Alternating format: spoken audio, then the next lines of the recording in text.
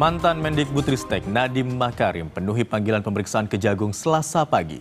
Nadiem datang sekitar pukul 9 pagi ditemani kuasa hukumnya Hotman Paris. Pemeriksaan ini merupakan kali kedua Nadiem datang sebagai saksi atas kasus dugaan korupsi yang terjadi di Kemendikbudristek tahun 2019 sampai 2022.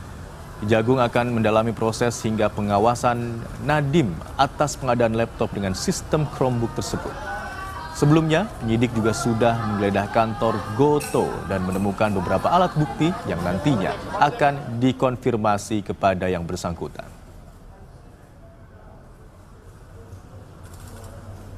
Informasi soal pemeriksaan mantan Mendikbudristek Nadiem Makarim kita tanyakan kepada jurnalis Kompas TV Eril Wiranata dan juru kamera Junaidi Saputra. Selamat siang Eril. Ini pemeriksaan kedua Nadiem di Kejagung terkait dengan dugaan korupsi laptop. Lalu apa informasi lebih lanjut soal pemeriksaan hari ini? Siang Imron dan saudara, memang sudah hampir 3 jam Nadiem Makarim bersama kuasa hukumnya melakukan pemeriksaan di Kejagung, yang dimana ini merupakan pemeriksaan kali kedua bagi Nadiem Makarim atas dugaan kasus korupsi yang terjadi di Kemendikbudristek pada tahun 2019 hingga 2022.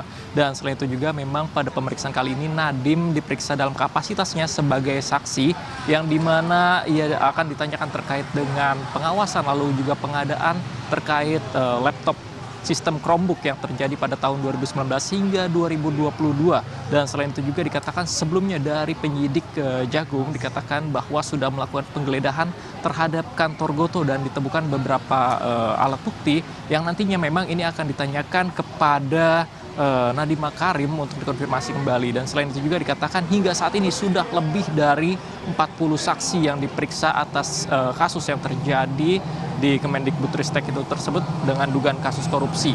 Dan selain itu juga dikatakan sebelumnya sudah diperiksa dari mantan CEO Gotoh untuk mendalami terkait kasus korupsi yang terjadi. Imron. Eril, tadi Anda katakan ada beberapa saksi begitu jumlahnya mencapai puluhan yang telah diperiksa. Anda bisa sebutkan setidaknya berapa orang saksi yang telah diperiksa oleh Kejagung?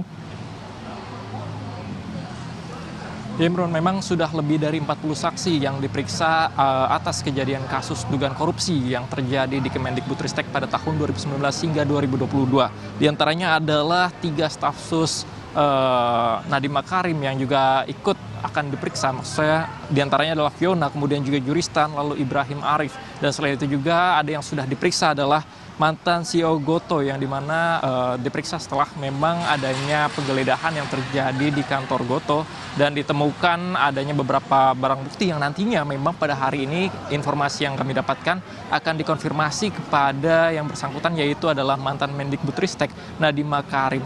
Dan selain itu juga dikatakan memang sudah lebih dari 40 saksi ini dan nantinya akan diperdalam kembali terkait dengan proses pengadaan ataupun pengawasan, karena Nadiem pada saat 2019 hingga 2022 menjabat sebagai Mendikbudristek, yang dimana dalam hal ini ia akan diperiksa kembali terkait dengan proses pengadaannya hingga nantinya juga akan dicek ataupun dikonfirmasi terkait dengan barang bukti yang ditemukan oleh penyidik pada beberapa waktu lalu. Dan selain itu juga terkait dengan proses prinsip-prinsip pengadaan tersebut nantinya akan ditanyakan kepada Nadiem Makarim oleh Kejaksaan Agung. Dan memang ini merupakan panggilan kedua ataupun pemeriksaan kedua maksud saya, yang dimana sebelumnya pada minggu lalu Nadiem Makarim sempat tidak hadir dan meminta ditunda untuk pemeriksaan keduanya, dan hari ini Nadiem hadir sejak pukul 9 dan hingga saat ini sudah hampir 3 jam pemeriksaan, dan nantinya kita akan tunggu kembali hasil dari pemeriksaan yang dilakukan oleh Kejagung. Imron. Baik, sejak datang pukul 9 tadi, sekitar 3 jam hingga sekarang Nadiem masih berada di gedung Kejaksaan Agung.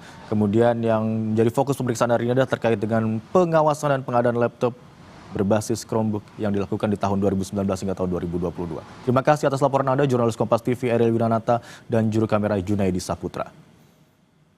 Kita beralih ke informasi lainnya, Saudara. Presiden Prabowo